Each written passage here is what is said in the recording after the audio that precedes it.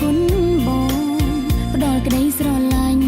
មួយពិនជាគូជីវិត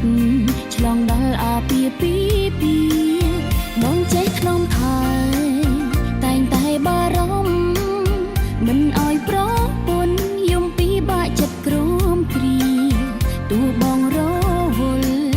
តែចេញបែងចែកវេលាទោះអូនឈឺជាមិនភ័យមានប្តីកំដរជាតិនេះអូនពិតមាន